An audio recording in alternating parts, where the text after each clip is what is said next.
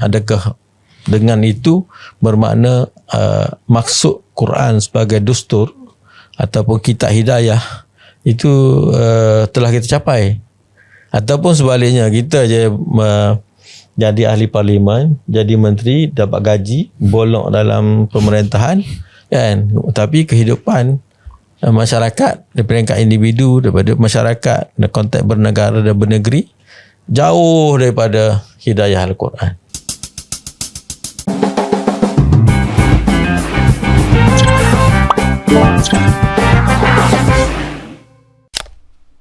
A'udzubillahi minasyaitonirrajim. Bismillahirrahmanirrahim. Alhamdulillah wassalatu wassalamu ala Rasulillah wa ala alihi washabbihi wa man walah. Rabbi shrah li sadri wa yassir li amri wa hlul 'uqdatam min lisani yafqahu qawli. Jadi insya-Allah hari ini kita sambung perbincangan kita, podcast kita di bawah tema fikir dulu. Pada sesi lepas kita ada sebut-sebut sikit lah tentang ialah kita berada pada bulan puasa. Jadi benda yang popular dibicarakan bulan puasa ni salah satunya ialah mengenai Al-Quran kan. Sebab bulan puasa ni lah ada sempena mana Al-Quran diturunkan pada bulan Ramadan. Kita pun menghampiri tarikh nuzul Quran. Dekat dah nak nuzul Quran. Jadi yalah, besarlah isu tentang Quran ni dalam kehidupan. And jadi sempena bulan puasa ni bagus jugalah kan, kalau ada kita bawa perbincangan tentang apa situasinya Al-Quran dalam kehidupan kita, tanggapan masyarakat, dan masyarakat ambil macam mana. Kita ada persetujuan tak macam mana kita kata kita mengagungkan Al-Quran ataupun mengangkat Al-Quran ataupun menjunjung Al-Quran.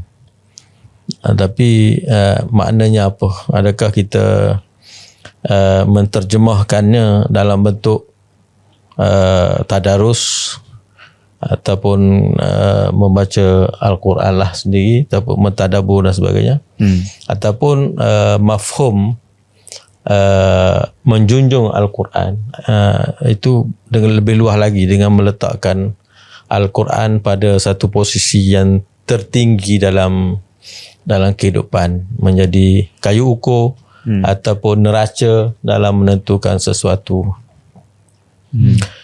Bagi gerakan Islam ataupun golongan dakwah ni pun boleh melihat, boleh boleh menilai sejauh mana perjalanan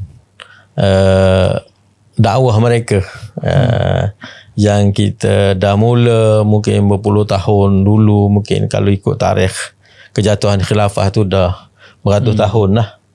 Jadi perjalanan kita ni sampai kat mana dah kan. Mungkin Al-Quran itu boleh menjadi ataupun sepatutnya menjadi kayu ukur ataupun dianggap sebagai kaedah mengukur tentang kejayaan ataupun sejauh mana kita telah mencapai ataupun menghampiri matlamat ataupun tujuan perjuangan kita.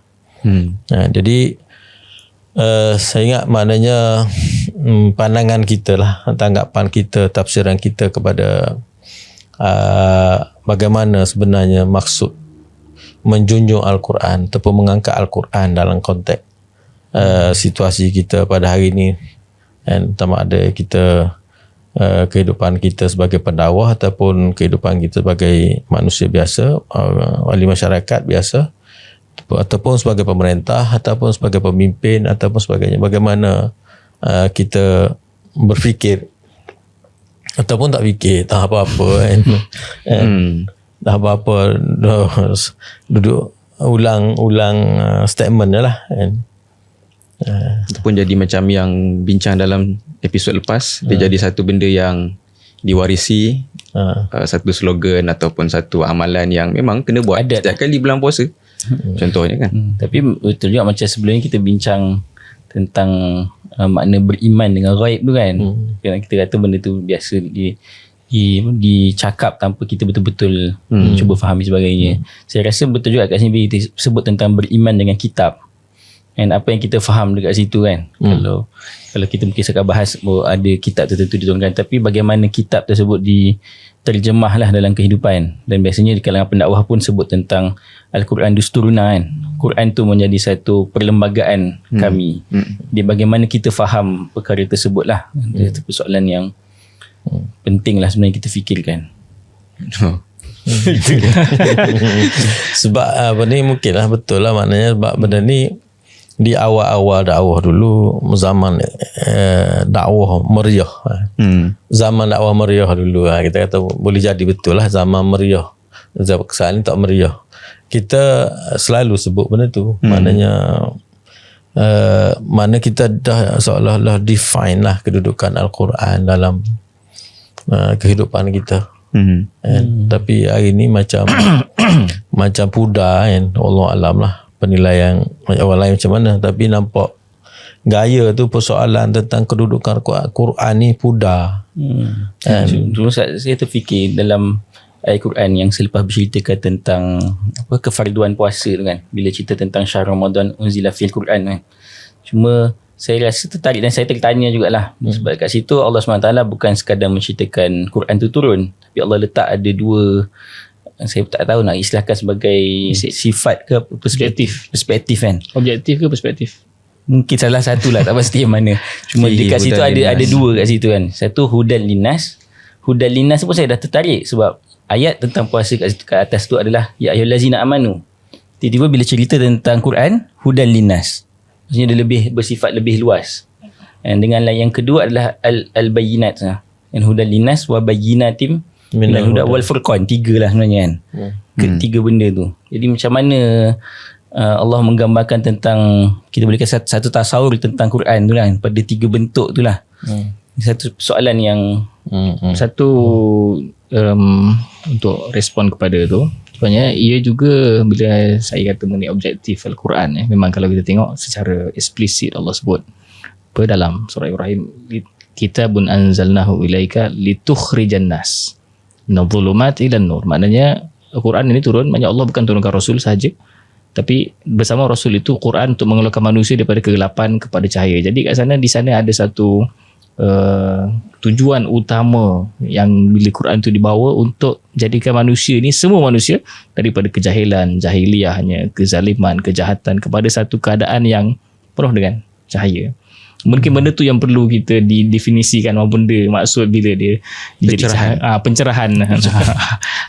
Apa yang maksud cahaya itu kan, yang boleh kita bincangkan sekali lah kan. Jadi kat situlah kita tengok bila pendakwah dia melihat Quran ini hanya berfungsi untuk, macam Ustaz sebut tadi, tadarus, tadabbur, baca Quran, which is memang betul itu tujuan dia, tapi dia ada punya satu end game dia ataupun suatu misi nak membebaskan kita daripada belenggu kegelapan ini. Apa-apalah yang kita boleh namakan, yang sama ada kekangan daripada golongan tertentu ataupun sama ada penguasaan daripada golongan tertentu yang menjadikan kita ini di dalam kegelapan dan seumpamanya. Cuma sebelum tu ada satu poin menarik yang saya bawa lah. Sebenarnya puasa ni untuk apa? Adakah puasa tu sendiri dalam konteks dua, Quran dengan puasa Ramadan. Dan dalam ayat itu kelihatan sepertinya puasa adalah satu perkara merayakan. Faman syahida minkum asy-syahra falyasum. Maknanya bulan yang diturun, Tuhan memuliakan bulan Ramadan kerana di dalamnya turun Al-Quran. Hudan linnas wa bayyinatin minal huda wal furqan. Faman syahida minkum asy-syahra falyasum. Maknanya puasa adalah satu sambutan kepada penurunan Al-Quran. Mana hubungan puasa dengan Al-Quran. Seolah-olahnya keadaan orang yang berpuasa ini matching dengan Quran itu sendiri. Barulah merge. Sama wave. Baru masuk. Wave dia sana boleh turun. Baru kena protokolnya. Kena protokolnya. Kadang-kadang kita, maknanya tajuk lah. Ini maksudnya soal tajuk kita bila kita bincang Quran tu, maknanya bagi mengisi maksud berpuasa. Kan? mengisi maksud kita puasa. Kenapa kita puasa? Kerana kita merayakan Al-Quran. Kita meraihkan penurunan Al-Quran. Tapi Al-Quran tu untuk apa? Al-Quran tu untuk apa? Ataupun bagaimana kita pandang pada Al-Quran? Itu soalan besar. Saya rasa ialah soalan falsafi ni biasanya soalan mudah-mudah. Soalan simple-simple. Tapi jawapannya susah. Tapi jawapannya tak ada. Susah. Itu yang jadi. Kan? Jadi tak ada siapa yang boleh definasi kan. Maknanya betul-betul clear satu persetujuan, maknanya apa pandangan kita kepada Al-Quran untuk kita lihat sejauh mana dari segi realitinya tujuan ataupun pandangan kita, perspektif kita pada Quran tu wujud dan betul. Maknanya contohnya kalau kita kata Quran itu sebagai hudal linnas, kita gunalah istilah apa nama ni, dustur ke istilah apa-apa istilah yang undang-undang ke ataupun perlembagaan ataupun convention ke ataupun apa ke yang menjadi rujukan tertinggi kepada manusia dalam kehidupan dia. Adakah benda tu wujud ataupun telah diterjemahkan dalam kehidupan? Jadi soalan itu apa nama ni, sepertinya walaupun dulu kita kata meriah lah cakap tentang itu, tapi hari ini perlu disemarakkan semula supaya dibincang balik and aspek.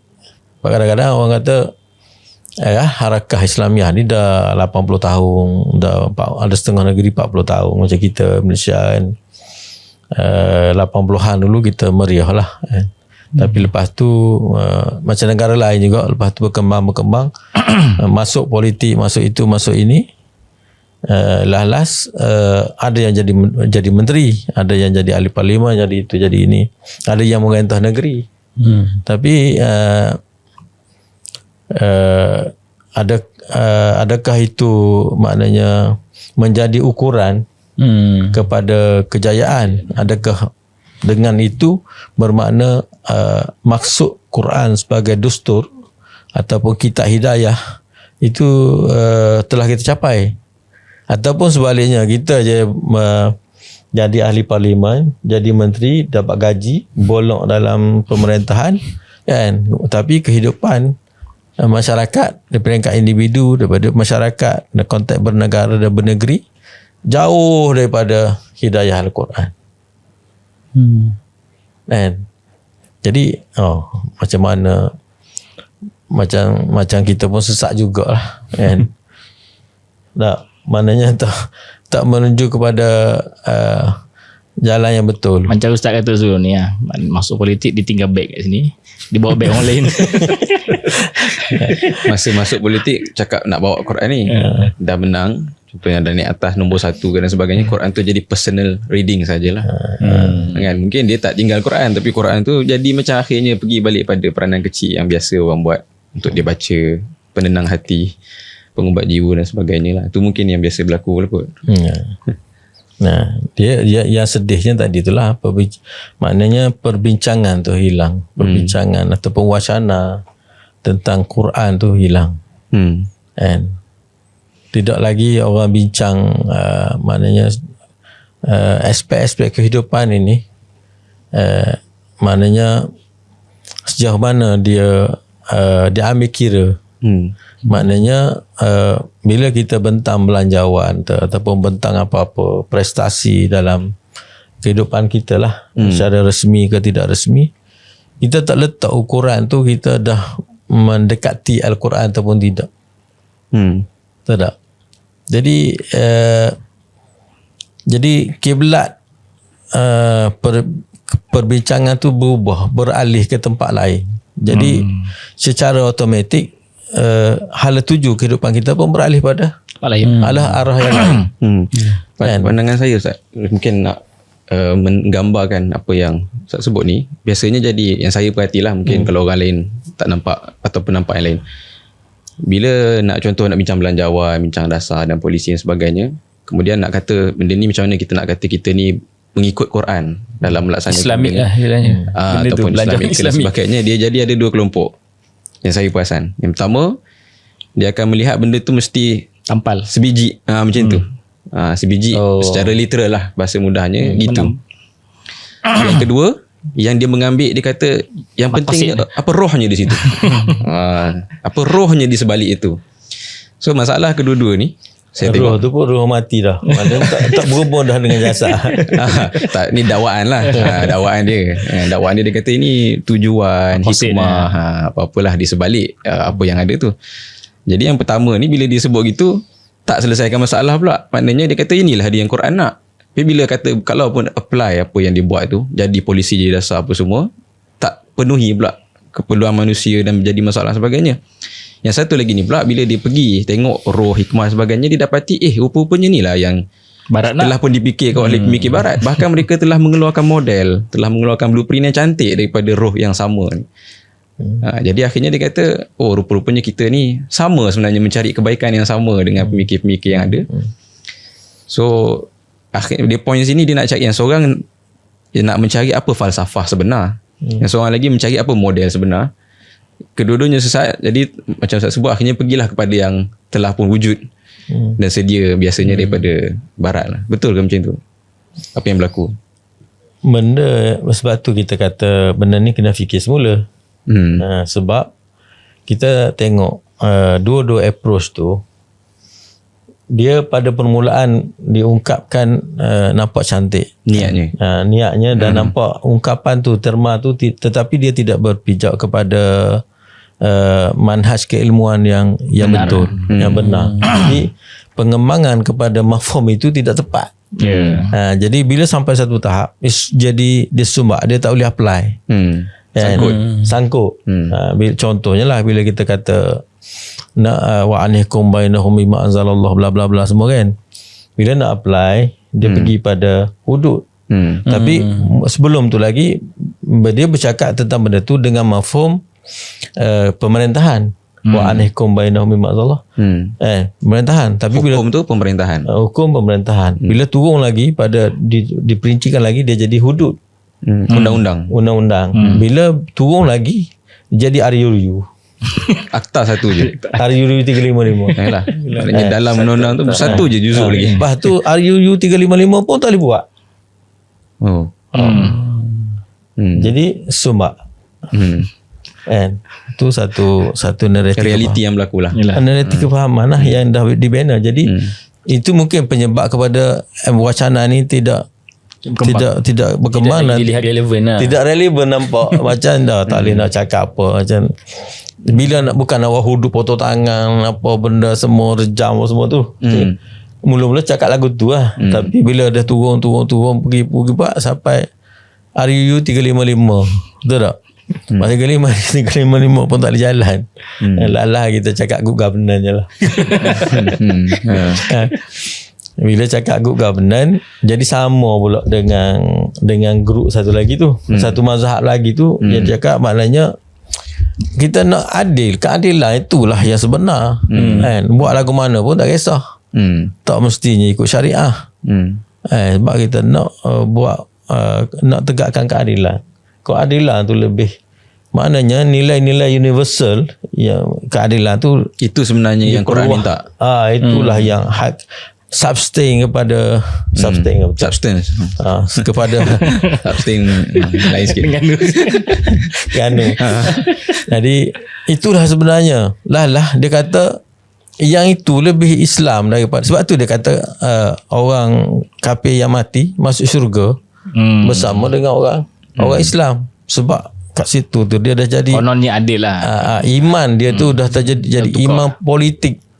Iman politik dah, maksudnya nilai-nilai itu telah memberi erti iman. Dilihat mereka-mereka inilah pejuang Islam, dah jadi pejuang Islam. Macam Umar Abdul Aziz masuk syurga lebih awal daripada kita. Tapi maknanya itu satu aliran yang membentuk Ya memang wujud lah kesan daripada cara fikir Memang tertentu wujud terhadap Quran. ini bukan mengata-ngata. Kita bukan andaian, realiti yang ada. Yang telah wujud. Jadi semua ni yang pertama ni pun masalah dia pengembangan pemikiran tu tidak berpijak pada kawaid fikir yang betul. Yang kedua pula dia cabut nunggu, maknanya Apa tu? Translation. maknanya dia pergi istihad. Dia pergi istihad, dah hilang dah kaedah istihad, hilang dah. Prinsip-prinsip pegangan dalam istihad. Sepatutnya istihad ni dia pegang pada bertitik tolak kepada kaedah prinsip dan sebagainya. Tapi ni oleh kerana dia bukan background agama pun, kadang-kadang lompat terus lah. jadi dapat tu tu lah. kira macam lepas nunggu dah terbang terus. Terpaling pencerahan dah tu. Jadi terbang Jumpa terus. nilai-nilai semua ni. Jadi dia tak nampak dah bagaimana ikatan maslahah kepada syariah. Maknanya tapak jenis maslahah tu pada syariah. Kena explain sikit tu. Maknanya kita benda yang kita cakap semua tu dia datang daripada mana? Jenis dia kat mana? Maknanya kata Batang tubuhnya di mana? batang Pokoknya di mana? persoalannya di mana? Di mana maslahah itu sebenarnya? Yang kita cakap tadi tu. Adil lah. apa benda Adil semua tu. semua tu di mana datangnya? Adakah datang daripada sumber mana? Legitimasinya kat mana? Siapa yang mengatakan adil itu adil? Dia tu tak cuba cari dah. Dia sebab dah terlepas. Dah ikut kepala sendiri. Dah ikut kepala sendiri, dah terlepas dah. Jadi Tak ikut kepala sendiri, ikut kepala orang lain. Jadi isi oleh kepala orang. jadi hak ke adil ke semua tu dah terlepas daripada nilai asal yang sepatutnya. Kalau kita katalah yang Terbit daripada situ. dia kata ini sama dengan Quran, sama dengan Islam, universal, nilai-nilai universal ni sama dengan Quran. Sepatutnya dia tak jadi Bercanggah. hilang punca. Kan, dia tak jadi kata orang kafir tu masuk syurga sama dengan orang Islam. Kan, sebab dia jadi dia berubah jadi iman politik dah, bukan jadi iman akidah. Kan, akidah dia tu dah jadi politik dah. Asalkan berjuang nilai-nilai universal tu dah kira lebih Islam pada inilah. Islam ke mana buat rasuah, ngucap kalimah syahadah tapi buat rasuah. Sudah ayat itu macam gitulah. Kan? Kalau betul-betul Islam tu macam tu lah. Walaupun tak ngucap syahadah. Walaupun dia tak ngucap syahadah tapi Islam dia lebih baik daripada ngucap syahadah tapi rasuah. Tu wacana dia. Jadi dua-dua tak betul lah. Bukan mana bukan kita kata rasuah tu betul. Tapi jadi hilangnya satu makna Raca yang betul lah. sebab kita tak mendalami, tak mencari penyelesaian ataupun marja' ilmiah ataupun rujukan ilmiah yang pengembangan kepada pemahaman dan pemikiran tu tak sampai. Sebab kita nukil membawa orang cakap kan, tapi kita tak faham apa yang kita bawa. Alah kita tak dua-dua jadi Selaru lah. jadi celaru. Mana Ustaz nak sebut ada satu problem besar dari sudut keilmuan dalam memahami Al-Quran ni. Ya, Peranan Al-Quran. mana tidak berpijak pada satu manhaj fikir. Kan? Maknanya persepsi ataupun tanggapan-tanggapan itu tidak dibangunkan di atas satu manhaj fikir yang betul. Jadi Sehingga dia kata buat apa, ulama tafsir dah buat kerja dah semua. yalah. Selesai dah. Kita betul. ni dan kita takkan sampai pun pada martabat untuk nak menghasilkan satu manhaj lain pula untuk memahami Quran ni. Dengan kelemahan bahasa kita, dengan kita tak tahu itu ini dan sebagainya. Jadi kita, apa yang saya buat tadi ni saya berlakon jadi orang. Bukan saya, bukan. Kalau ayat tu patut rujuk ulama Kalau ayat tu sepatutnya rujuk ulama. Sebenarnya Tapi dua-dua tu ni pun tak berlaku. dua-dua ni kod ulama. Yang seorang quote mungkin tak tahulah, saya pun tak pasti lah mana. Tapi seingat saya lah selalunya akan bawa tafsir dan sebagainya, akan bawa pandangan ulama. Yang sebelah sini bersama kan, kedua-dua belah menyatakan bahawa ni lah cara ulama melihat benda ni. Dia buat Syatibi contohnya kan, yang di sudut ambil maqasid, kata Ibn Ashur lah sebagainya kan. Yang belah sini mungkin bawa lah, mungkin yang biasa difahami lah Mawardi, Ibn Katsir dan sebagainya kan, untuk keluarkan hukum-hukum ataupun kefahaman tafsili. Jadi adakah maksud di sini apa tu Ustaz bila kata tidak cukup untuk kita faham melalui tafsir ni?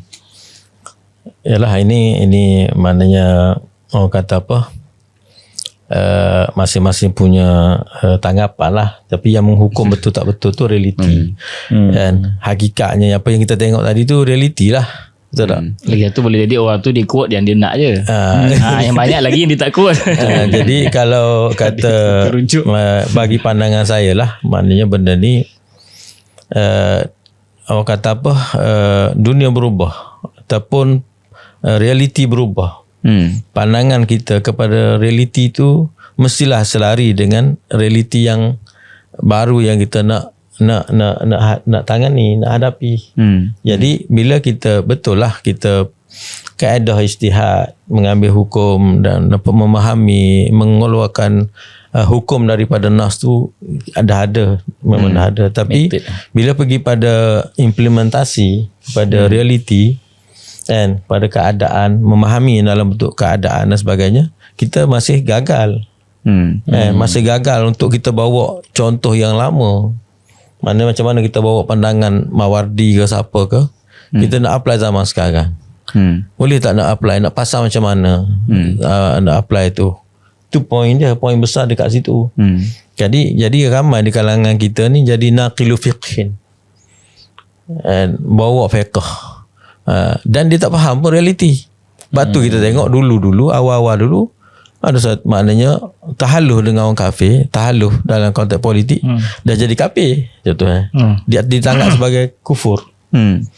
Tapi bila dah lama dah masuk politik, dah faham, bila dah faham lebih, rupanya tak kufur, dia pun buat sama benda yang sama. Betul tak? Mana nak cerita ni bukan nak mengata pada siapa, tak, nak ceritanya kita jadi hamilu fiqhin dengan kita faham realiti bagaimana benda tu berlaku. Jadi bila kita tak ada kaedah ataupun tidak sampai pada tahap kaedah memahami, mentafsir dan mengeluarkan hukum berdasar pada realiti yang ada, kita gagal. Kita tak mampu bertindak secara betul dalam bertahalluh contohnya. Kan? Kita ambil hukum, okey, adalah apa ni Bani Khuza'ah lah, benda semua bertahalluh bla bla, kita kata okey boleh tahalluh.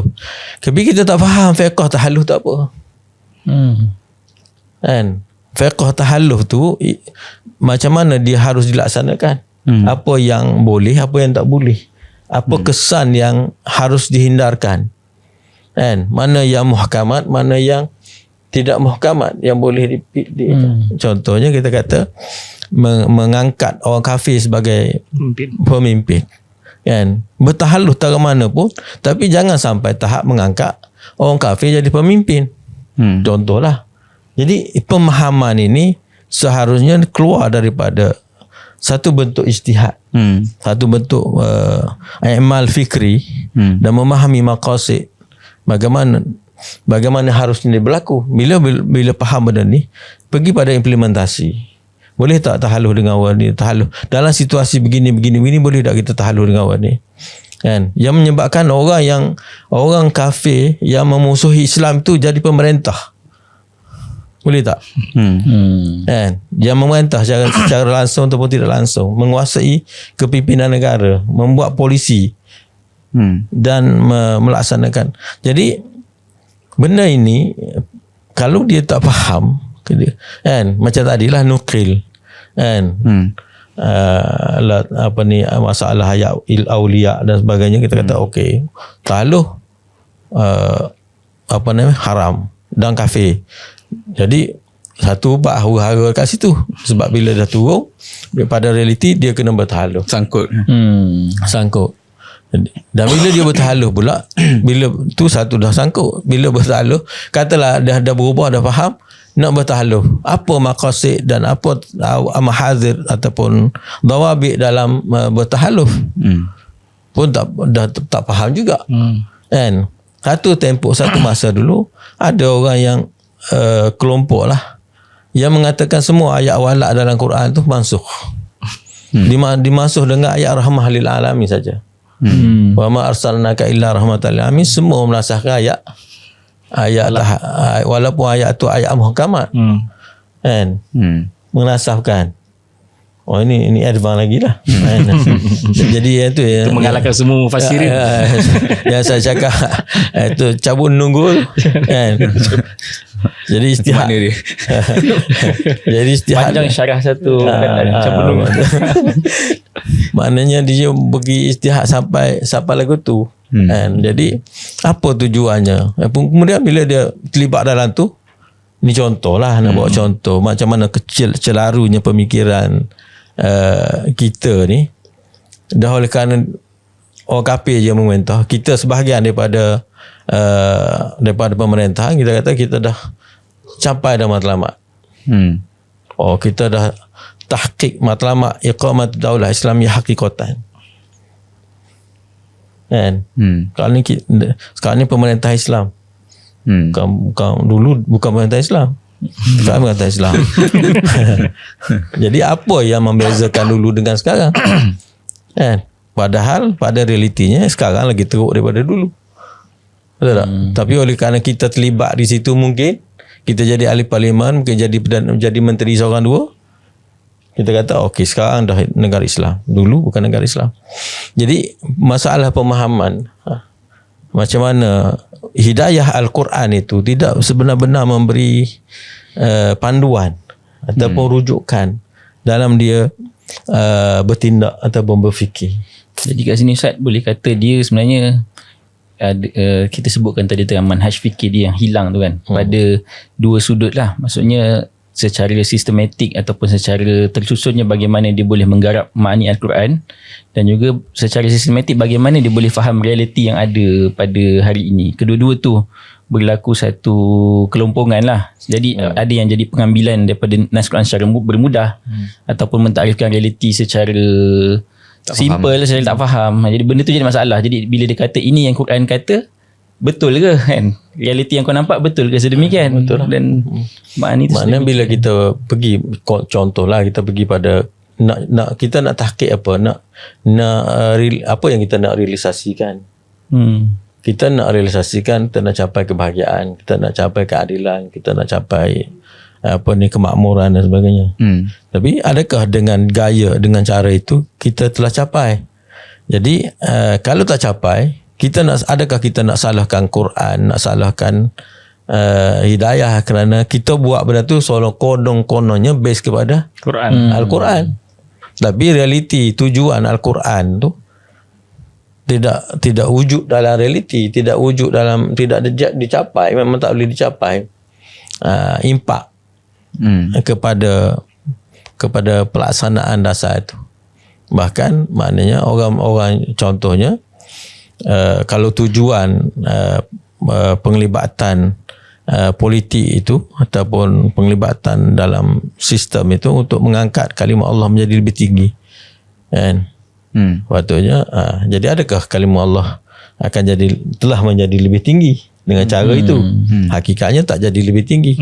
Kalau kita katakan matlamatnya ialah untuk izzah, maknanya mewujudkan izzah kepada Islam dan umat Islam, jadi adakah berlaku izzah itu kepada Islam dan umat Islam? Jadi maknanya ada kelompongan yang jelas. Ada kelompongan jelas dan ada masalah bagaimana mengatasi masalah kefahaman. Dah lompat tu. Bagaimana? Awal sangat lompat. faham masalah tu. Faham masalah. Itulah maknanya sebenarnya ialah jadi macam sebut tadi lah, faham tu ada yang faham secara literal, memahami maksud secara literal, dan ada yang mengambilnya secara roh, tetapi rohnya tu atas pokok lain. macam kelihatan mirip-mirip. tidak bersumber daripada nusus. Tidak, roh tu tidak datang dari nusus, tidak datang daripada nas. Jadi roh tu terkapai-kapai, Campur-campur. boleh diolah jadi benda lain. Kan? Jadi sebenarnya makna kat sinilah bawa kita kepada makna perlu memahami hakikat bahawa untuk memberikan keabsahan kepada satu-satu perkara itu, ataupun saya ulah balik, maknanya mafhum statement kenyataan kita kata bahawa Quran sebagai rujukan, sebagai hakim dalam kehidupan, ialah kita meletakkan bahawa Quran itu sebagai sumber kepada legitimasi satu-satu urusan, satu-satu perkara. And maknanya, dan kita ambil dengan syarat-syaratnya, and dengan makna ambil perkara itu dalam mengikut rukun dan syarat dia, baru kita boleh menghasilkan maslahah di sebalik perkara tersebut. Kan, sebalik perkara tersebut. Kan, jadi makna kalau kita kata kita nak ambil secara falsafah ataupun secara roh dan sebagainya, dia kena kekal sebagai dalam konsep Kerangka yang aturan kerangka bahawa legitimasi itu, keabsahan satu perkara itu datang di mana. Contoh kalau kita kata kita nak buat keadilan, tapi Quran kata yang adil itu lelaki dapat 2 bahagian, perempuan 1 bahagian. Kalau lagi tu pergi ke adil barat, kita patutnya lelaki 1, perempuan 1. Kita kata tak, itu tak kena dengan Quran. So kita kata apa yang Quran sebut sebenarnya adil yang dimasukkan ini dalam konteks ini. Inilah yang adil lah. Jadi kat situ lah mafhum adil kat situ dia diikat dengan apa yang Quran dah tekankan, Quran dah sebut kan. Macam hudud ke kisos ke dan sebagainya. Ini yang adil ya. Bukanlah kamu punya adil kamu ni, kamu beri peluang kepada pesalah kemudian masuk penjara, tak ada, hapuskan mati mandatory. Ini benda-benda tu dia jauh daripada apa yang Quran dah ada kuyut ataupun syurut, syarat-syarat yang Quran letak lah untuk nak claim sesuatu nilai itu nilai yang dikehendaki Quran. Maknanya yang menjadikan adil itu adil siapa yang sahkan. Itu poin dia kat situ.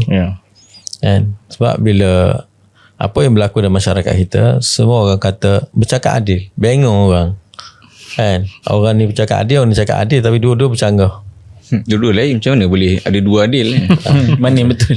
Dua-dua betul Semua betul. Sama sekarang semua betul. Jadi sebenarnya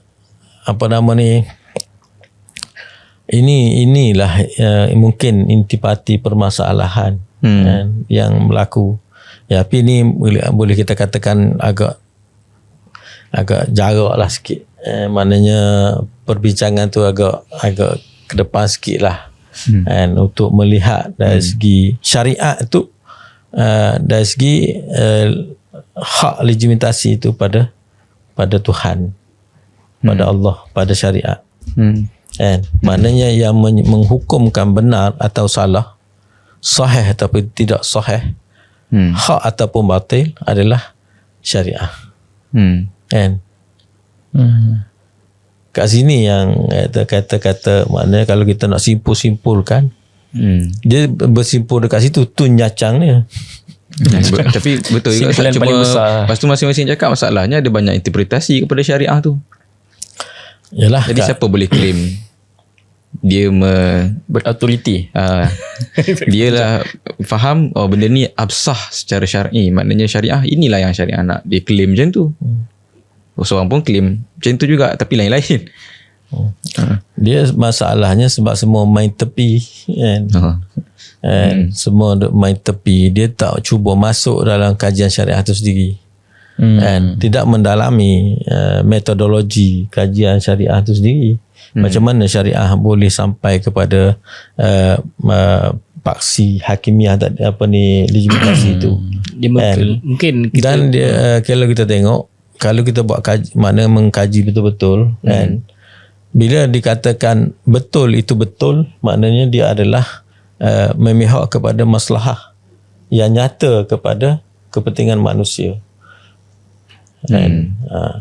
Jadi kalau tidak berlaku kata apa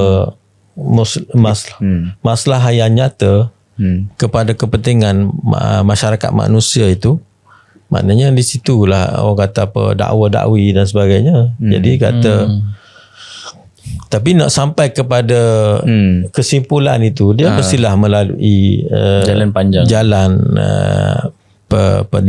jalan kajian dan itu. Kalau saya rasa itu soalan dia, sebab masing-masing pun mendakwa ini maslahah kepada manusia. Yalah, hatta yang sampai orang yang cakap benda haram pun boleh sampai, tapi boleh pusing lah sampai jadi macam tu. Kadang-kadang saya tengok yang berlaku tu, dia akan tengok contoh akal ulama yang ada tentang isu tersebut, kemudian dia ada selera dia. Jadi dia pun pilih mana satu yang kena dengan selera dia. Jadi selera dia tu telah datang dahulu. Betul. Sebelum sebab tu sebab tu saya cakap masalah yang kita sebut-sebutkan itu masalah petik. Masalah petik. Bila petik ikut selera. Dia tak lalui metodologi yang dilalui oleh ulama itu, yang mengeluarkan fatwa itu, mengeluarkan pendapat itu. Dia tak lalui benda yang sama. Dia petik orang tu kata gini, orang ni kata. Jadi dia petik dia, sebab tu kita kata fiqh, kalangan ulama dengan fiqh dan din yang sebenarnya tu timbul perbahasan tentang benda tu. Kan hakikat sebenarnya syariah tu kat mana? Kan pada kalangan ulama ni. Kan jadi orang petik ikut suka dia. Jadi macam mana ulama sampai kesimpulan tertentu, kita tak tahu. Maknanya orang kebanyakannya tak tahu dan tak lalui. Kan tak faham pun kenapa Mawardi kata kena gini. Kenapa Juwaini kata macam ni. Kan ulama lain membenarkan umpamanya orang bukan Islam pegang jawatan-jawatan yang kecil, tapi Juwaini tak benar kan. Sebab dia mensyaratkan amanah. Semua ni adalah bertitik tolak daripada jawatan ni adalah agama, bukan semata-mata politik, bukan pengurusan semata-mata. Jadi ada pandangan, ada ru'yah, ada tasawur di sebalik, di mana dia melihat benda tu masalah kat mana, masalahnya di mana, dalam konteks menentukan pilihan-pilihan itu. Jadi orang kata apa, berbeza lah. Sebab tu saya punya pendirian lah, kan? Untuk buat benda betul, kita kena tahu kenapa ulama ambil pandangan itu dan memilih pandangan itu. Jadi bila kita tahu, kita tahu dia buat pandangan ni kerana suasana ini dan merawat masalah ini, skop dia jelas. Jadi konteks dan teks dan konteks tidak bercanggah. Kan? Tapi bila tak faham, kita ambil teks tapi pakai dalam konteks yang lain. Jadi teks dan konteks tak bertembung, tak matching. Jadi masalah. Kan? Sebab yalah, mana-mana fatwa pun, mana-mana pandangan pun dia akan ada konteks dia. Dia tak akan bercakap dalam semua konteks. Kan? Dia ada konteks dia. Jadi kalau kita tak faham benda tu, macam contoh tadi lah, kita cakap tahalluf lah sebenarnya. Kenapa tahalluf boleh, kenapa tak boleh? Kita ambil mutlak tak boleh, kita ambil boleh. Kan? Lalah buat juga. Bila buat kelang kabut, berterabur apa tujuan dan ni. Hanya memilih ada, oleh kerana ada ulama kata boleh, dia pun ambil. Kan? Kalau apa istilahnya kalimatul haq yuradu bihil batil lah. Macam-macam lah. Jadi kita kena tengok dalam kehidupan kita hari ini, kenapa kita balik pada persoalan kita yang besar lah, maknanya kita nak menuju ke mana, ataupun kita jumping ke depan sikit, kenapa kita sepertinya meraba-raba dalam kehidupan kita. Kan? Tak jumpa cari paut sana tak selamat, paut sini pun tak selamat. Jadi tak tahu nak paut tak mana dah. Tak tahu nak paut tak mana. Kan? Sekarang ni jadi macam ikut hidup, macam follow the flow. Kan? Nak jahanam lah, aku jahanam sama-sama. Jadi tak ada dah orang bincang tentang kita nak jatuh longkang ni, kita dah nak jatuh gaung ni. Macam mana nak kena break ni, selamatkan diri ni. Tak ada, tak boleh nak buat apa dah, semua dah hanyut tenggelam dalam masing-masing punya.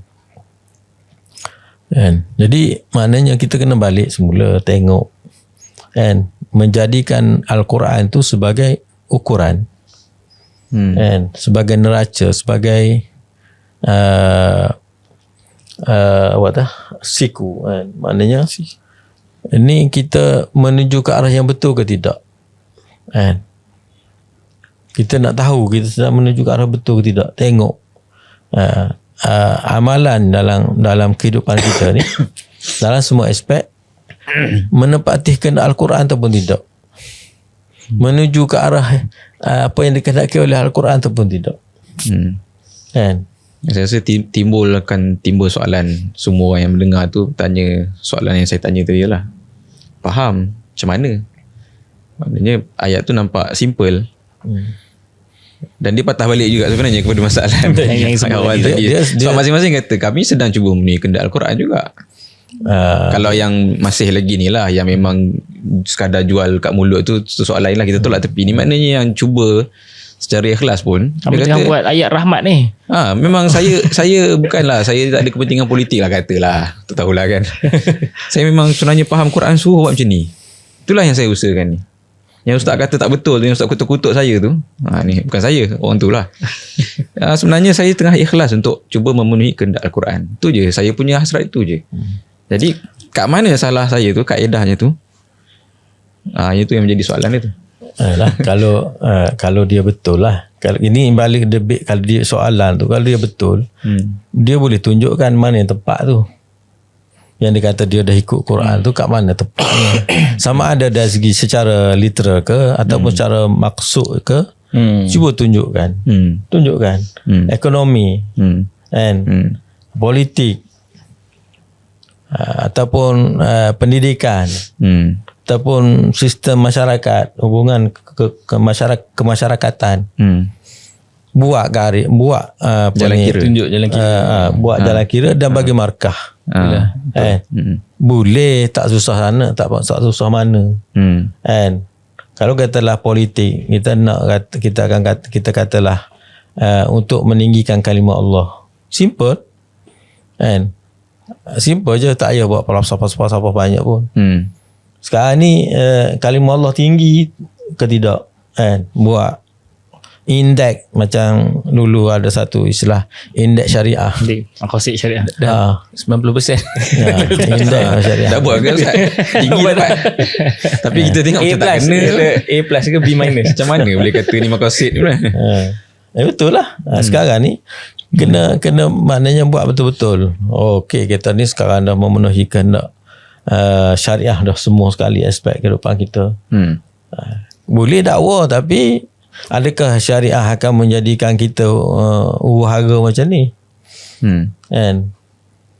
Cuba tanya, mana buat survey pun kan? Boleh buat survey, ada orang tu kira dia bahagia betul dah, kita dah rasa duduk dalam mardatillah, Tuhan dah redha, aku pun redha, tak ada masalah apa dah, kita dah fulfill 100% yang Tuhan nak dalam kehidupan kita. Politik tak ada apa, tak ada masalah, ekonomi tak ada masalah apa semua. Dan kita ni sekarang dah jadi bangsa yang perkasa, yang hebat, berdaulat. Tak ada orang boleh hina kita, sempadan kita kukuh, tak ada orang boleh ceroboh. Betul. Kata telur kita ada tak hilang, beras kita ada tak bercampur. Zaman Nabi pun tak boleh buat macam tu, dia kata. Boleh, apa tak boleh je. Kan? Zaman Nabi pun ada kena serang, sahabat duk bergaduh nak jadi khalifah. Lepas tu ada masalah wabak lah apa benda semua. Ustaz, janganlah bayang negara Islam ni negara yang capai semua tu. Adakah makna mentadbik Quran ni jadi satu negara utopia yang wah macam syurga? Tak pernah berlaku dalam sejarah Islam. Zaman Nabi tak ada. Hatta zaman kegemilangan Abbasiyah pun banyak masalah. Khalifah lemah. Contoh kan. Jadi macam mana tak? Apa maksud? Adakah mereka pun sebenarnya tak memenuhi kehendak Quran kalau macam tu? Lama jadi orang tu.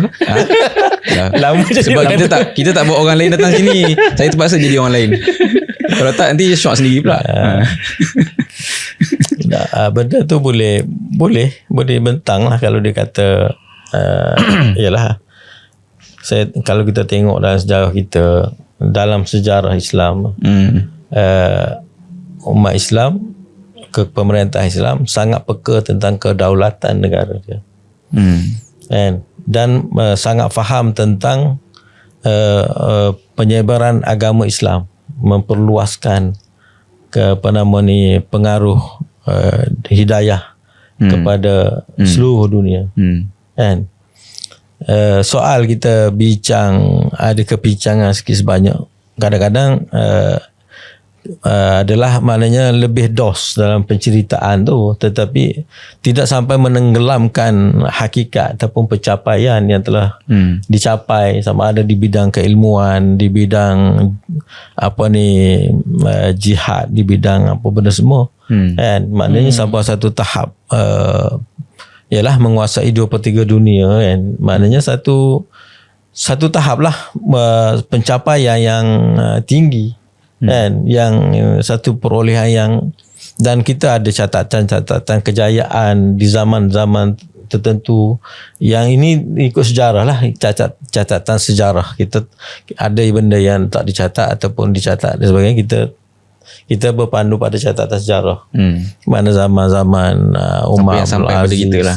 Zaman-zaman kegemilangan dan Islam pun sampai ke negeri China, sampai ke sana, sampai ke sini. Kan? Contoh itu saja, semangat itu saja. Kita ada semangat tu. Kita ada semangat nak mempertahankan kedaulatan masa kita, negara kita tak? Ada tak? Ya, kita nak kata sama. Tak payahlah, maknanya tak payahlah ambil kelemahan dulu tu ada, tapi prinsip da'aim yang kukuh, da'aim ataupun pilar-pilar tonggak agama tu tegak. Tegak kukuh. Jadi adalah ada kelemahan, tapi kan, jihad difak, jihad tolak. Kan, kalimah Allah tu tinggi lah. Kalimah Allah tinggi, tidak ada kalimah lebih tinggi daripada kalimah Allah. Kan, sehingga implementasinya sangat detail dalam aspek kehidupan. Dan di zaman-zaman tertentu, sehingga orang Islam dengan orang kafir kalau lalu jalan yang sama kena ke tepi dan sebagainya. Kan, jadi maknanya satu keagungan, satu kemuliaan diri, satu ketinggian telah dicapai dalam sejarah. Jadi tak apalah kita nak kata kelemahan tu boleh terima, tapi yang bahagian asas ni yang yang dah terbukti kejayaan kita, kita dapat tak, ada tak kat kita. Dan kalau kita katalah itu cerminan kepada risalah Al-Quran yang mereka faham. Dan Allah ta'ala linukhrij man syaa min ibadatin ila ibadatillah, and min jawril adyan ila adil Islam, min dikid dunya ila si'atid dunya wal akhirah, dan bla bla bla bla, semua tu Rustum bila cakap satu cerminan dan itu yang dibuat, kita tengok sepanjang perjalanan pengembangan futuhat dan sebagainya. Dan cuma adalah kelemahan menyebabkan dia mungkin zamannya dan mungkin kelalaian tertentu tidak memperkukuhkan daulah itu sehingga dia boleh tapi Barat belajar daripada pengalaman itu. Sebab itu bila dia buat penjajahan, dia pecah-pecahkan, kemudian dia bangunkan sistem komunikasi yang canggih, kemudian menyebabkan penguasaan dia tu tak mudah diruntuhkan. Macam sekarang kita ada media sosial dan sebagainya, jadi itu sebenarnya pengukuhan kepada pengaruh dia. Dulu kita tak ada benda tu dan tak capai. Walaupun kita dah menguasai 2/3 dunia, tapi tak ada tidak dibina pengukuhan kepada pengekalan kepada pemerintahan tu. Jadi sebab tu dia runtuh dan kalah balik segala semula. Tapi Barat dah belajar daripada pengalaman itu, tapi kita tak mau belajar. Maknanya kita tak belajar daripada pengalaman tu. Jadi poinnya kat situ, walaupun katalah ada persoalan tentang itu, tapi roh, semangat dan intipati kepada perjalanan itu kita memang tak ada. Kalau kita ambil yang ada tu, kita pakai balik, kita akan dapati tak ada. Jadi dia kata orang tu faham gini, orang ni faham gini, sebenarnya tak. Bukan faham sebenarnya, semua tu tak faham.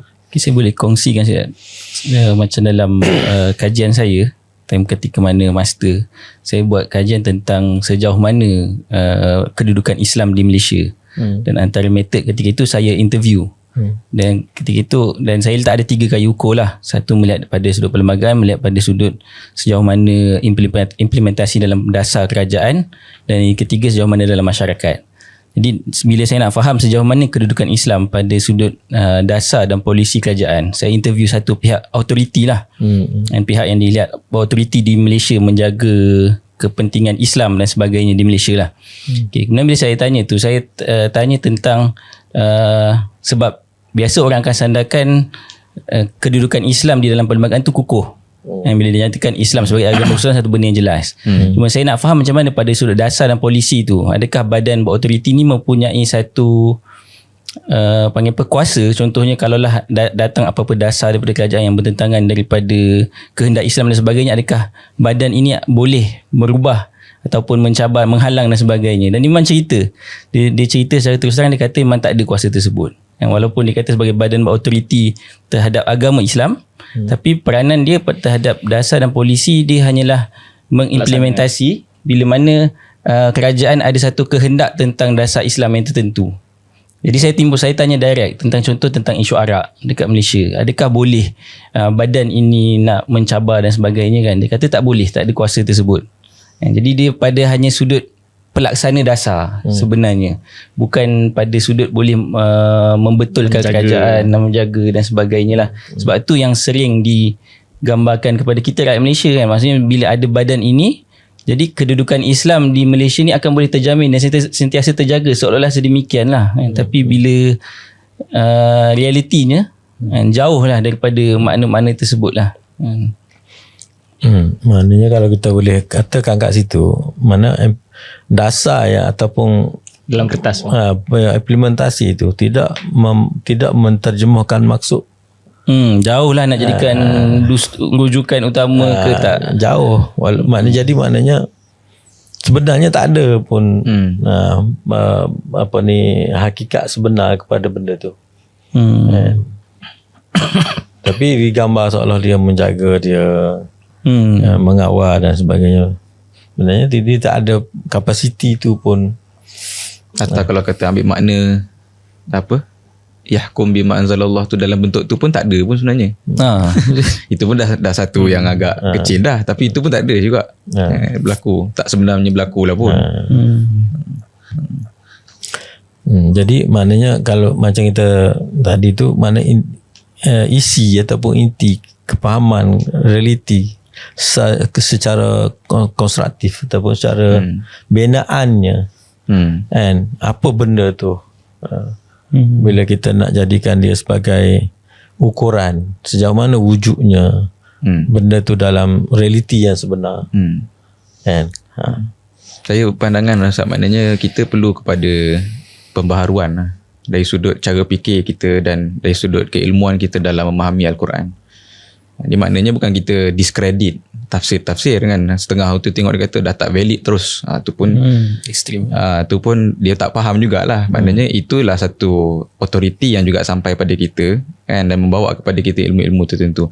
Cuma masalah dia macam Ustaz sebut tadi, dunia berkembang kan, keadaan berubah. Dan sebenarnya memang saya rasa Tuhan ciptakan tu supaya terzahirnya kecantikan dan keagungan, kebesaran Quran tu, sehingga dia makin lama makin expand dia punya kefahaman dan aplikasi dia dan sebagainya kan. Cuma orang tak kembangkan akliyah ataupun cara fikir yang setara dengan keadaan ataupun perubahan zaman yang berlaku kan. Dan yang nak cuba kembangkan pula mungkin antara yang terus tak ada disiplin ataupun yang nakil, yang bawa balik kata-kata ulang pakai recycle dan sebagainya lah kan. Jadi perlu kepada satu cara fikir yang diperbaharui kan. Nak kata buat tafsir baru tu mungkin Allah alam tu satu kaedah.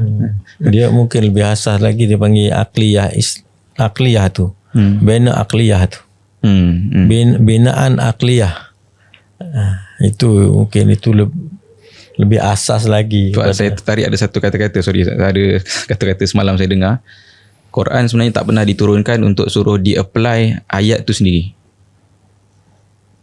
Ini mungkin tak tahu kelihatan bercanggah tadi, kata lelaki satu, lelaki dua, perempuan satu. Quran sebenarnya diturunkan bukan suruh apply ayat tu sendiri, tapi Quran diturunkan supaya membentuk akal yang akan apply ayat tu. Dia katalah, saya fikir betul juga. Sebenarnya Quran ni macam contohlah ayat miras. Contohnya saya baca tadabbur saya kepada ayat-ayat miras, ayat-ayat faraid dan sebagainya. Memanglah hukum hakam tu nampak eksplisit lah. Nak bincang apa dah kan, betul. Dah kira detail lah tu kan, paling detail lah tu. Tapi yang orang tak ambil, memang di situ ada je hukum yang direct. Tapi apa cara fikir sebenarnya Tuhan ajar kat situ? Kalau kamu dapat yang tu, bukan masalah faraid saja kita selesai. Masalah ekonomi, masalah apa lagi, sosiologi, masalah kompleks kehidupan masyarakat dan sebagainya pun kita jumpa unlock dia punya formula. Betul kan? Betul. Jadi itu poin kita kata itu, macam kita kata macam mana kita keluarkan perkataan legitimasi daripada syariah. Contohlah, kalau kita cakap syariah, tapi sebenarnya kalau kita rupanya syariah ni nak bercakap tentang legitimasi, kan? Maknanya kita boleh faham, kita boleh fikir, okey, keabsahan dalam semua benda, sama ada dalam ahdu, perjanjian, pergaulan, perhubungan, ataupun dalam akad, ataupun dalam hak hukuk, ataupun dalam hudud, batas-batas. Semua ni legitimasi dia adalah daripada Quran. Daripada syariah. Yang kita katakan namanya syariah itu ialah maknanya Quran ataupun syariah menjadi rujukan hakim dalam memberi legitimasi kepada semua sendi-sendi kehidupan ini. And kalau contohlah, ini contoh kalau kata bahagian perjanjian al-ahdu, kan, kita ada dalam hidup kita ada perjanjian, hubungan di antara kaum dengan kaum, terms and condition, term and condition, maknanya ada kontrak sosial dan sebagainya, ada kontrak sosial dan sebagainya. Jadi apa yang memberikan legitimasi kepada perjanjian itu sah tak sah, kan? Apa yang memberikan dia jadi sah tak sah? Dia bukan boleh ditentukan secara mutlak oleh pentadbir. Pentadbir ataupun pemerintah mesti merujuk pada satu convention yang memberikan keputusan itu legitimasi dan keabsahan kepada benda tu. Jadi mungkin orang rujuk pada rujukan lain, tapi kita bercakap dalam konteks kita ini, iaitu Quran sebagai sumber ataupun rujukan kepada dalam memberikan legitimasi kepada semua perkara, kan? Bukan suara rakyat, bukan maknanya dia boleh jadi nak buat gitu, tapi rakyat yang bukan Quran lah. Sebab tu dia maknanya kalau itu tu bukan suara rakyat pun, yang maksudkan Quran juga. Rakyat tu macam pentadbir. Rakyat faham Quran, maka rakyat mendesak apa yang ada dalam Quran, itu betul. Cuma masalah ni yang suara vox populi, yang suara rakyat mengikut apa rakyat fikir suka hati, apa rakyat nak. Jadi konsep tu kena mana kalau bincang balik, dibincang balik dulu dah bahas lah benda tu. Tapi kita boleh bincang balik, maknanya kat mana dia boleh bertindak begitu dan kat mana dia tak boleh bertindak begitu. Mana rakyat tu sendiri ataupun ahli parlimen ataupun pemerintah, mana yang dia boleh buat keputusan dia sendiri, ataupun mana hatta keputusan dia sendiri mestilah bertitik tolak daripada keabsahan. Mana ada jenis yang paling tinggi yang dia mesti merujuk kepada maknanya legitimasi syariah tu ada pada jenis tu, iaitu yang kita bercakap tentang masalah mursalah dan sebagainya. Sebab legitimasi itu berada pada jenis masalah, bukan pada nau' ataupun furu' masalah. Dan itu memberi ruang kepada mereka untuk berijtihad. Tapi dia bukan berijtihad secara mutlak. Yang maknanya baik kata dia, baiklah. Buruk kata dia, buruklah. Sekarang ni masalah gitulah. Masalah sekarang ni kecelaruan pemikiran ini berlaku sebab apa? Sebab bila pergi pada implementasi, betul dalam konteks teori pendidikan dan sebagainya, kita kata baik buruk tu ditentukan oleh syariah. Semua umat Islam setuju gitu. Tapi bila pergi pada politik, pengamalan dan pentadbiran dan sebagainya, dah tak fikir dah baik buruk kat mana. Tak fikir dah rujukan dalam baik buruk tu kat mana. Kan? Bincang. Okey macam ni. Kan? Jadi semangat maknanya syariah ataupun limitasi kepada keputusan tersebut tu tak tahu merujuk kepada apa, ataupun dia mutlak rasa dia yang berhak memutuskan baik buruk. Secara merujuk kepada deklarasi UN. Jadi maknanya dekat situ ada persoalan dia punya ukuran kita, kehidupan kita ni. Kalau kita kata rujuk pada UN ataupun rujuk pada konvensi-konvensi lain, maknanya bukan syariah lah. Jadi jelas. Tapi dia kata yang dalam deklarasi UN tu memenuhi roh syariah. Yalah, boleh dakwa lah. Sekadar menambah kekusutan. Boleh dakwa lah. Yang buat deklarasi tu tak beriman pun. Sekarang ni contoh. Kita bagi contoh mudah sekarang hari ni. Apa yang cuba dibuat oleh Amerika sekarang, dia nak kata apa? Apa yang Trump cuba buat? Dia nak jadi dia yang menentukan baik buruk, betul salah, hak ataupun tidak hak. Dia yang tentukan. Maknanya rakyat Palestin di Gaza, hak rakyat Palestin untuk memiliki tanah air dia, mempertahankan tanah air dia tak ada. Yang menentukan hak ialah Trump. Trump kata dia tak ada hak kat situ, tak ada. Ini bendanya. Ini bendanya. Point yang kita cakap sekarang ni, kita sampai layer tu. Maknanya walaupun bercanggah dengan kebenaran sebenarnya, hak yang sebenarnya, tapi dia kata itu dia tak ada hak. Jadi hak Trump pula nak buat muntajak, nak buat apa, pusat peranginan, peranginan dan sebagainya. Jadi siapa yang memberikan hak, memberikan legitimasi kepada apa yang nak buat? Dia cakap dia sendirilah. Jadi dia menjadikan diri dia sebagai Tuhan. Ke dalam konteks itu ya, maknanya. Jadi sebab tu kita kata tadi tu. Tapi dia kata itulah kuasa. Dengan adanya kuasa kita boleh menentukan apa yang. Sebab itu kita bila kita pergi pada implementasi, betul dah dia kata tu, betul dah. Bila kita berturun pada implementasi, kita akan jumpa kezaliman. Kita akan jumpa penafian, kita akan jumpa penindasan, kita akan jumpa ibadah, genosid, kita akan jumpa sebagai benda. Dan betul tak? Maknanya legitimasi itu berpunca di situ, tapi hasilnya apa? Kehancuran. Hasilnya apa? Jadi itu contoh mudah. Tuhan dah tunjuk contoh mudah. Dalam benda lain pun sama juga. Bila kita pergi pada legitimasi yang lain, kita kan katalah macam sekarang ni, dasar-dasar yang dibuat dia istiqlal, dia boleh tentukan legitimasi dia sendiri dah, betul dah apa dasar-dasar dibuat. Kesan dia kepada peminggiran orang Melayu dan sebagainya, itu kesan daripada legitimasi tu. Maknanya dia akan datang sekali kesan tu. Sebab tu bila kita kata memperjuangkan syariah, dia bukan difahami secara literal ataupun secara ortodok ataupun dipahami secara kata apa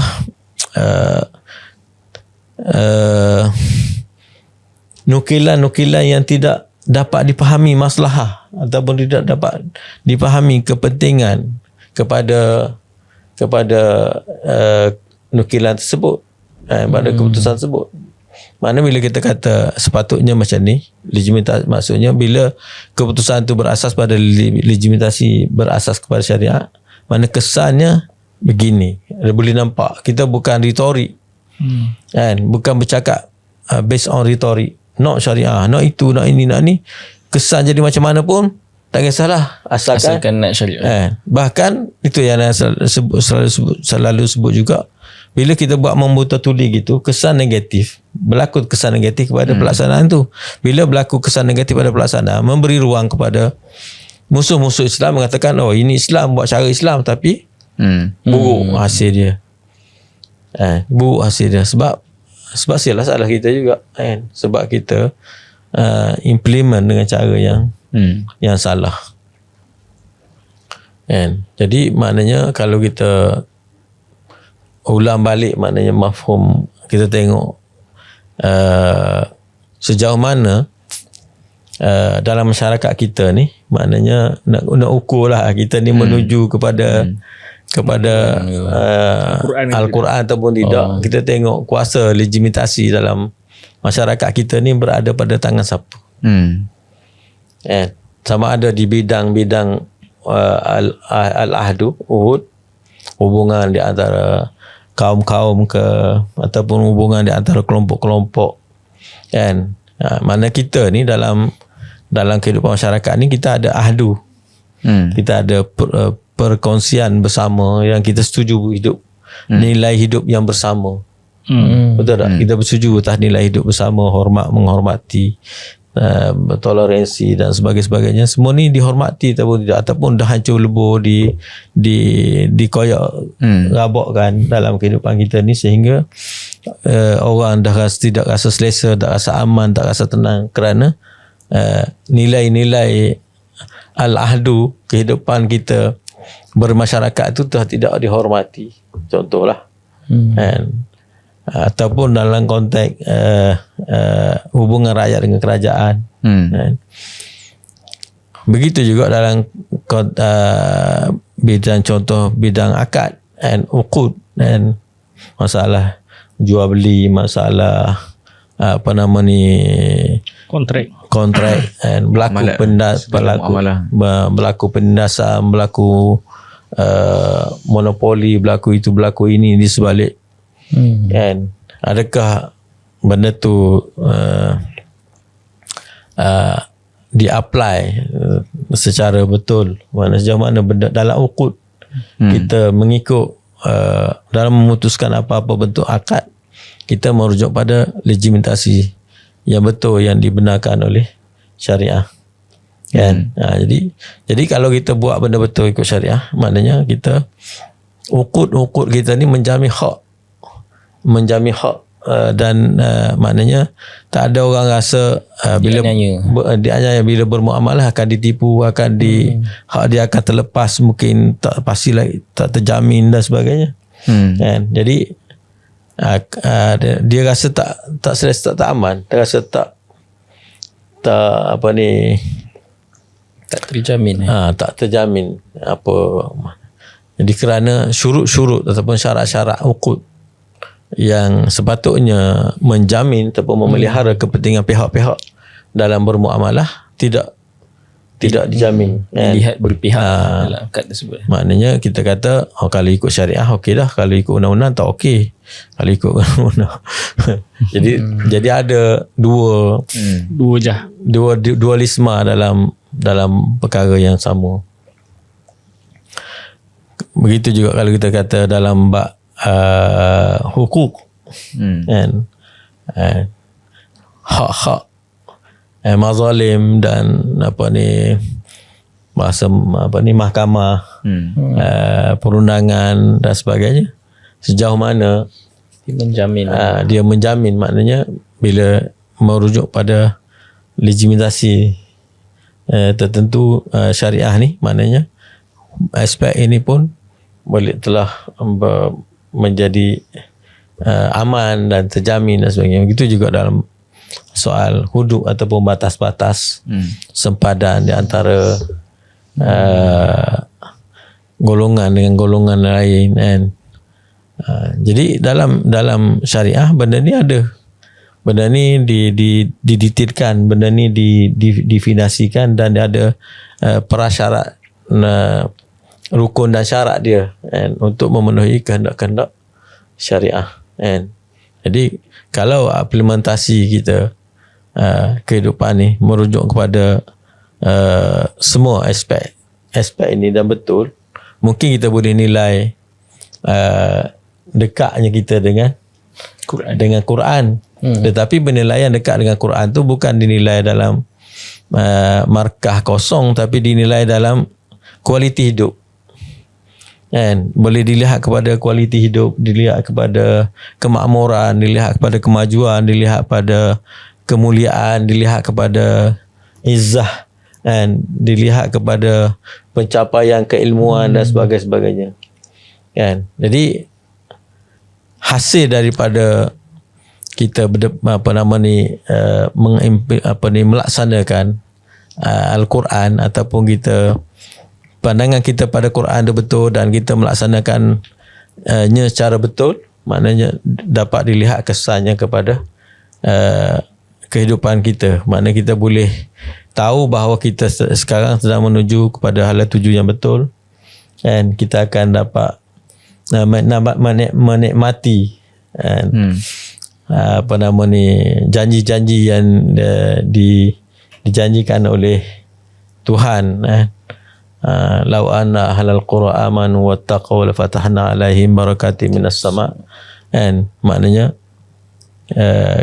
hidup lebih makmur, lebih senang, lebih maju dan sebagainya.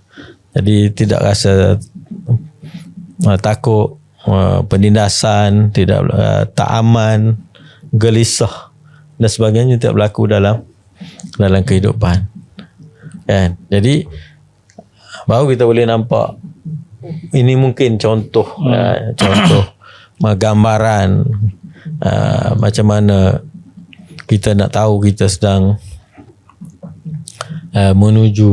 menghampiri Al-Quran ataupun tidak. Maknanya dari sudut penilaian Ustaz sendiri, sekarang kita ni makin menjauh ke makin dekat? Tahulah, boleh macam bolong macam tak tahu kat mana. Tak tahu kat titik apa.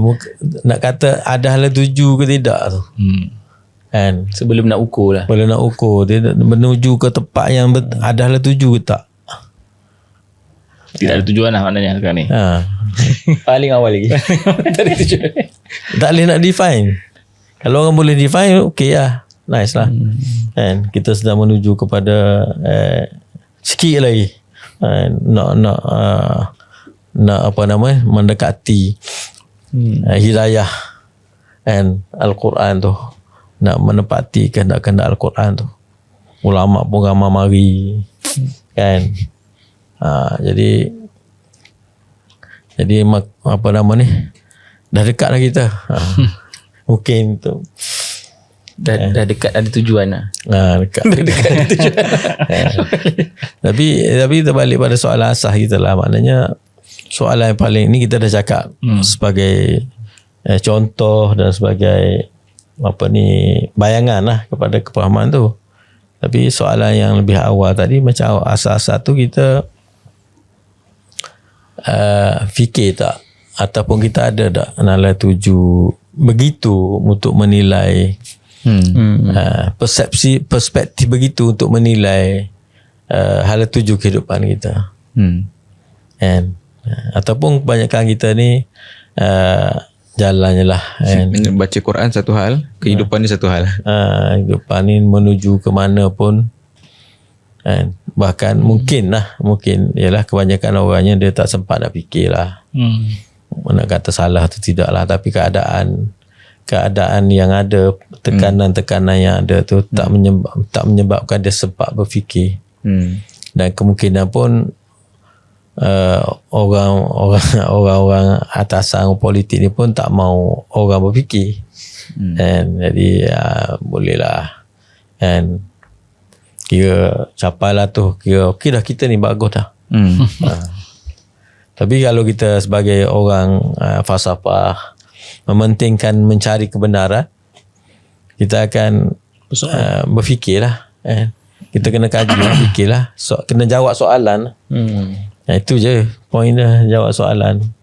Kita ni ada hala tuju betul ke tidak, ataupun tak ada hala tuju, ataupun soalan lebih basic lagi kan, macam mana kita tengok Quran sebagai hala tuju pun tak jelas lagi. Masih tak ada kan. Itu sendiri benda asas yang dah dirobek lah dengan perubahan dunia yang berlaku lepas tak ada zaman Islam semua sebagainya ni. Saya rasa tu benda besar yang dia bukan saja hilangkan kita daripada yang tu, dia kepung kita supaya kita tidak lagi berfikir tentang Quran sebegitu, dan apatah lagi nak jadikan dia satu ukuran tu lagilah ke depan lagi. Lepas tu dia macam diulik je lah, dia keliru. Dalam keadaan kita cakap seolah-olah tak ada ihtimam ataupun berat tentang hala tuju ni.